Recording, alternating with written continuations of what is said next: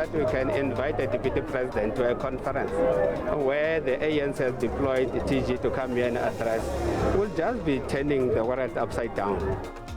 Ngumnumzana David Mabuza kuphelo wayesakuba ngusihlalo we-ANC eMpumalanga ongakhanga amenywe kwinkomfa yolonyulo nalapho konyulwe uMandla Ndlovu njengosihlalo weliphondo. The interventions that the government has been doing, the fiscal consolidation that continues, and the decisions that have been made recently during the budget by Minister Kotongwane. Arhente ejengene nomgangatho wezoqoqosho IMoody iliguqula izinga loqoqosho loMzantsi Afrika ngelithi urhulumente welilizwe ulilawula kakuhle ityala lakhe. Botani Mzontsundu kwindawo ngendawo enikuzo sithi yamkelana uvimba wethu ngokuhlwanje. Iqela le-ANC eMpumalanga kukhangeleka ngathi limenze ikheswa lo wayesakuba ngusihlalo weliqela ephondweni nokwangusekela mongameli weliqela kuzwelonke umnumzana David Mabuza nanjengoko engakhange amenywe kwinkomfa yonyulo yeliphondo. Bonke abo babengosihlalo be-ANC kweliphondo namalungu esigqeba sikazwelonke aphuma kweliphondo bebemenyiwe kule nkomfa ngaphandle kukamnumzana Mabuza. Ukanti uMandla Ndlovu wonyulwe njengosihlalo omtsha weqela le-ANC kweliphondo laseMpumalanga.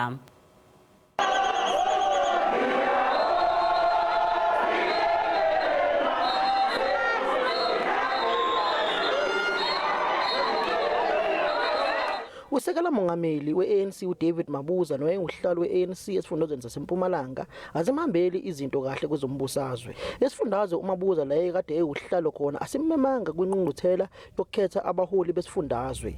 Labaholi futhi abakhethiwe kule nqunquthela oMandla Ndlovu bahamba nomongameli we-ANC uCyril Ramaphosa. Kanti labo abaseka usekela mongameli we-ANC uPhat Ngomane abazange bakhwethe kule nqunquthela bahlulwe ngoMandla Ndlovu. uNdlovu uthi uMabuza akamenywanga kule nqunquthela ngoba useyiphini likamongameli we-ANC. You must understand that is the deputy president. Is a deputy president. Do you think that we can invite the deputy president to a conference where the ANC has deployed TG to come here and address? We'll just be turning the world upside down.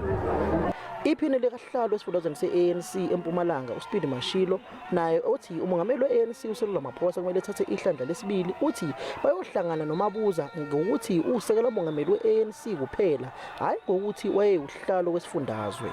There is no choice. This is how the ANC work, unfortunately. If he has a preference, that preference is no longer there. At the moment, there is a structure that is being elected by the branches of the ANC. So for us, it's neither nor here nor there on the issue of whom we supported before. At the moment, we're able to meet with him at the appropriate time as the deputy president of the ANC. uMabuza angeke asho ukuthi isifundazwe saseMpumalanga sizophinda simseke njengoba iANC enqungqutheleni ngoDisemba kuze ezobuya njengephini likamongameli. Kodwa umuntu akamkhulisa uRonald Lamula usigaqele lesi sikhundla. Namathuba akheke asenyukile njengoba abantu abahambisana naye oMandla Ndlovu njengoba besiwinile lezi ikhundla zesifundazwe.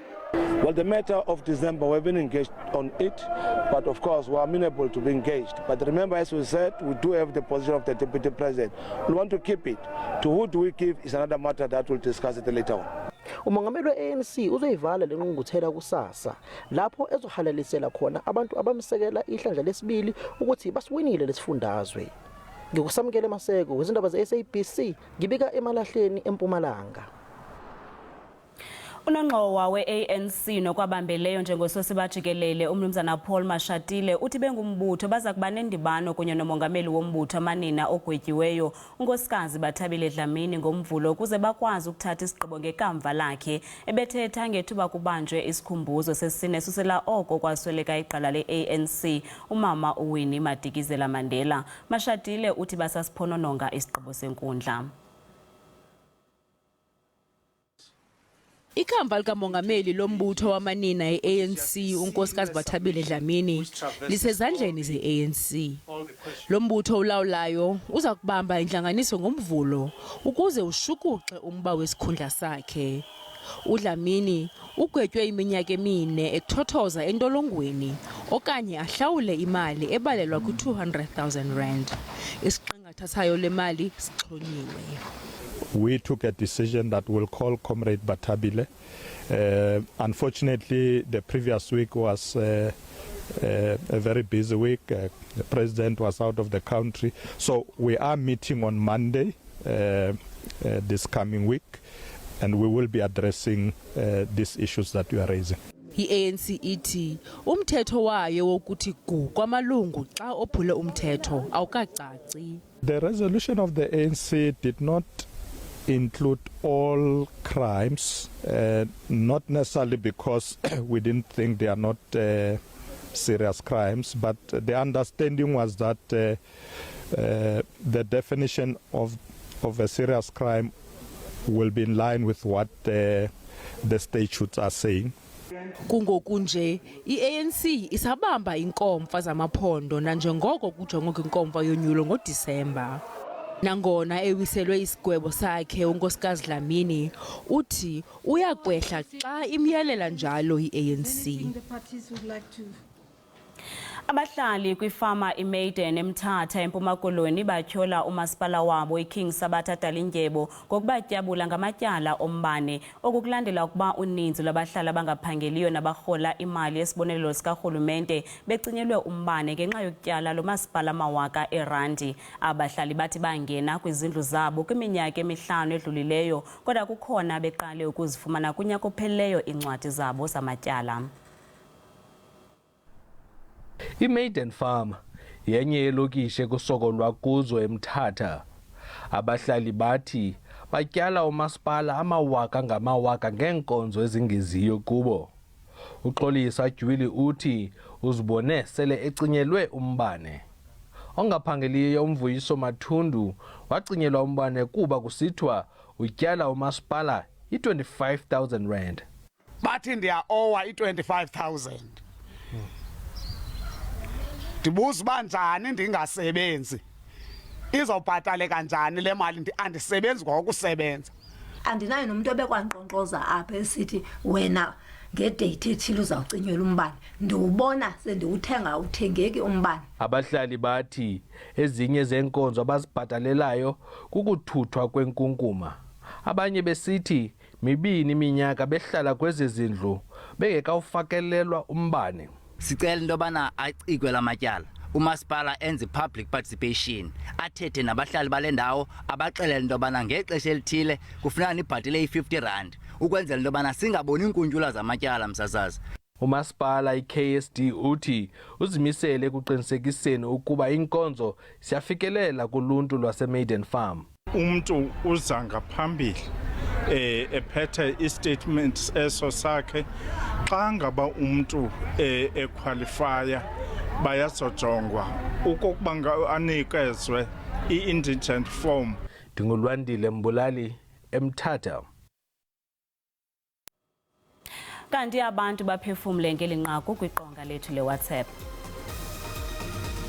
Intoni lento umasipala umuntu athi elishila ityala lakhe uphinde kuthiwa aphinde afikele ileta elongezweyo kwayelotyalele elifana kwanale mali ebeyibhatele futhi iphinde ibuye ngobunjalo baya kodwa usuke uyibhatala. Le nto yenzekayo iKing Sabatha iyafana twatse nale yenzeke eMdantsane. Nithi amanzi beningenawo iveki ezintathu kodwa xa kufika ityala lithi gqili lixhome kakhulu kodwa benihleli ningenamanzi. Yo msasazi ininzi lento lukhwaphilizo lwenzeka kwamasipala. Baninzi abantu ababanele ngxaki. Umzekelo abanye barent iflat kwaza kwamasipala. Umuntu xa engena kuthiwa uzarent 2,000. But xa kuphela inyanga utsale mhlawumbi 5,000 xa ubuza kuthiwa hayi ngamanzi hayi ngumbane. Noba umzekelo ubungekho inyanga yonke but baba nestory but lukhwaphilizo lwenzekayo kwamasipala olo. Bahlali khumbulani kaloku into yokuba zikhona inyanga apho khona beningazihlawuli iinkonzo zikamasipala nisalelwa ngumasipala ke into yokokuba ningahlawuli. Ndirhalela ukuva kumasipala into yokokuba yintoni ebangela into yokokuba alele abantu xa befuna ukuhlawula iinkonzo zabo. Jonga ngoku abahlali abakwazi ukuhlawula amatyala abajongene nayo kuba kaloku bebetsiba inyanga besalelwa ngumasipala into yokokuba bangahlawuli. Umasipala iinkonzo zona maziye abantwini nokuba abantu bayatyala nokokuba kwenzeka ntoni na. Umasipala makenze uthethathethwano phakathi kwakhe nabahlali.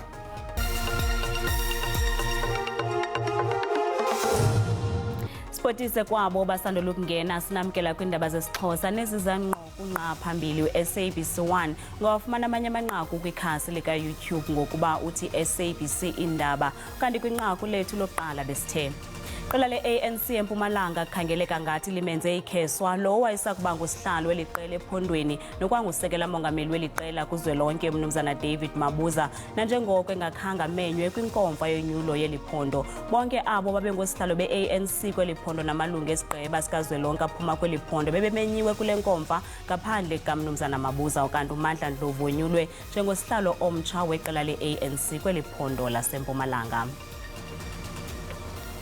Bekumbetshembetshe kumsitho wekumkani yesizwe samaZulu kumkani Misuzulu kaZwelithini nalowo zakuba ikumkanikazi uNtokozo Mayisela kumsitho obizwa ngomembeso nalapho kunikezelwa ngezipho kweentsapho. Abantu baphume ngobuninzi yokuzimasa lo msitho bubanjelwe kwikhaya lokaMayisela eNewcastle.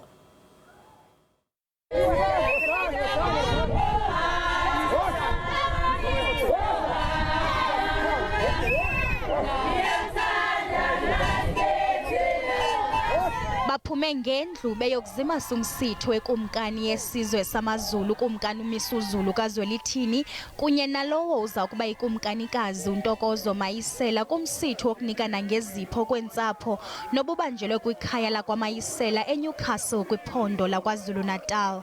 Phakathi kwabazimasela umsitho zintombi ezihamba umsitho engcongolo kunye namabutho. Abasetyhini bosapho lwasebukumkanini bazibandakanye neentombi kubhiyozwa kuculwa bexhelele exhukwana.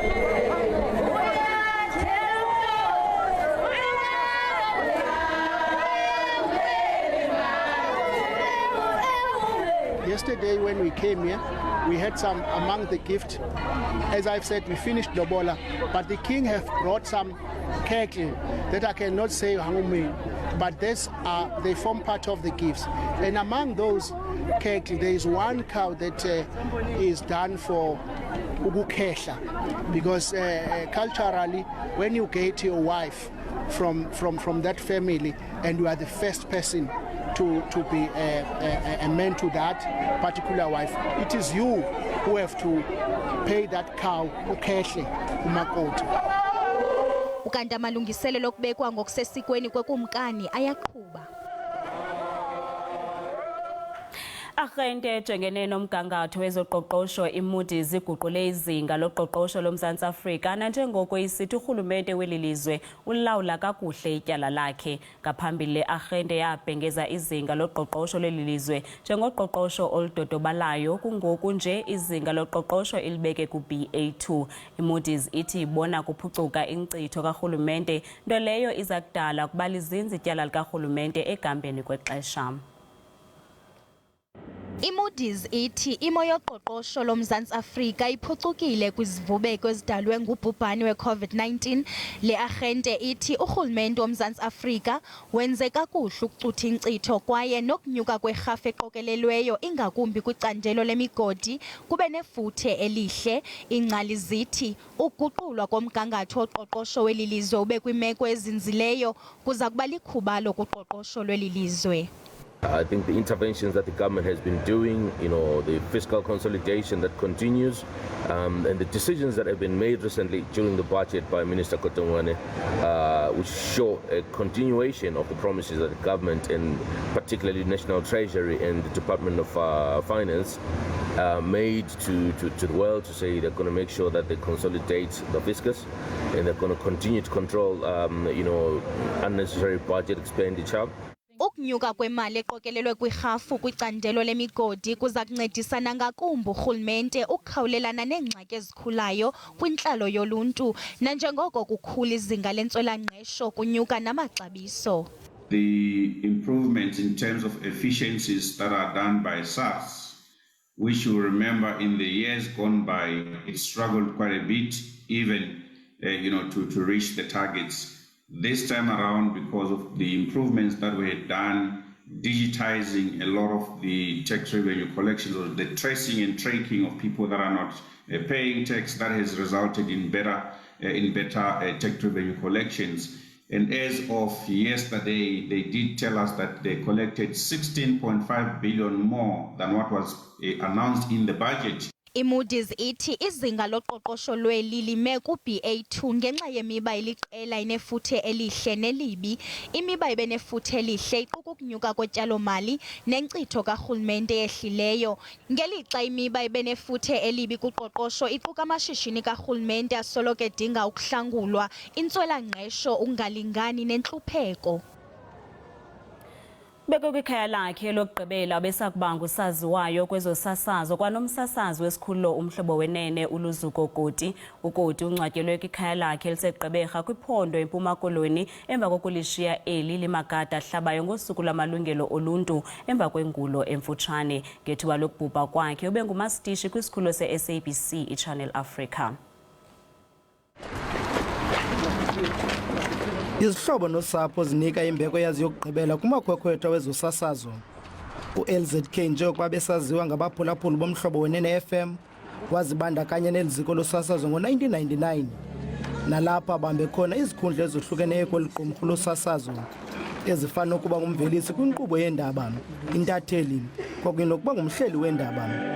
Ngaphambi kokusutywa kwakhe ukufa bengumanejala kwisikhululo seliqumrhu iChannel Africa. Kodwa uthe waba intandane kubaphulaphuli ngethuba eqhuba inkqubo kumhlobo wenene ebizwa amalahle countdown. uLuzuko ebingumhlobo phambi koba abe yi-colleague ingakumbi kum umuntu owayeqale ukusebenza naye SABC ebengumuntu onenkxaso kakhulu ebekunika isupport xa usengxakini. Izihlobo nosapho zimchaze uKoti njengomntu benobuntu, eyinkokheli, ekwalilo nethandazwe. uLuzuko ibingengomntu ojonge izinto ukubana zize kuye, ulwazi ebenalo besabelana nalo nabantu, eyona nto ebefuna ukuyibona ibiziziphumo kwinto ayenzayo. Emva ukushiya SABC uKoti uthe wabamba kwezonxibelelwano kumaqumrhu awahlukeneyo aquka iNelson Mandela Foundation kwakunye nesebe lorhulumente nentsebenziswano. Kuyo yonke into ebeyenza uLZK ebebonisa into bana ufuna yenzeke kakuhle, ifuna yenzeke ngothando. Ibingumuntu ke onothando kwizihlobo, ibingumuntu onothando kusapho lwakhe. Bekwalile netshantliziyo kwimiba edla abafundi njengokuba wayeyinkokheli yombutho wabafundi iCOSAS ngethuba esengumfundi eMakhanda. Ushiya ngasemva inkosikazi yakhe kwakunye nabantwana bakhe ababini. Kwiindaba ze-SABC ndingumcebisi Ngqenyama ndiseGqeberha.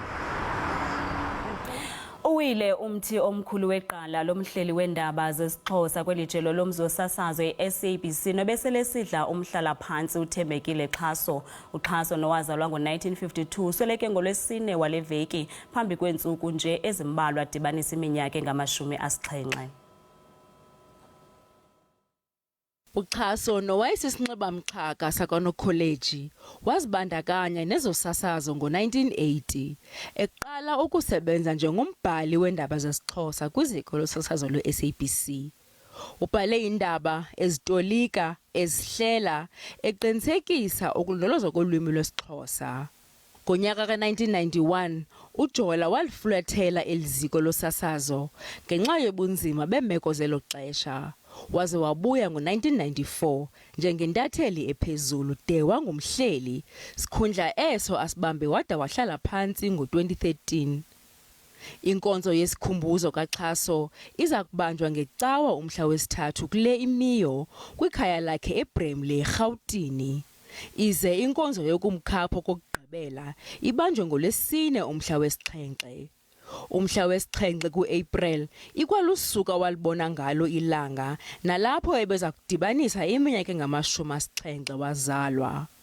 Sithi ke sileliziko Phumla Jola, Mphankomo, Qengeba, Tholelo Mthwakazi, uGqatso Olufezile. Imbethi manqindi ezili-14 ziza kubolekisana ngeqonga eMiddelburg eMpumalanga ngolwesihlanu weveki ezayo. uJacob Nisi we-J for Joy nguye umququzeleli wale tumente yaye uthi uzimisele ukuqinisekisa ukuba umdlalo wamanqindi uyakhula kweli. Akungabateki ukuthi boxing South Africa inetinkinga letinyenti letisadzinga ukuthi ngitfwa futhi ngetulu kwaloko tithathelwe tinyathelo letibonakalako. Kungako ke somabhizinisi waseMpumalanga Jacob Mnisi akhetse ukuthi ente umcuzelwano wetemagudvuva kwetama kuphakamisa nekuvuselela lo mdlalo wesibhakela. Bengumshaya isibhakela kudala uhlala la eMpumalanga. Uma ufuna ukuphumelela kumele uye egoli.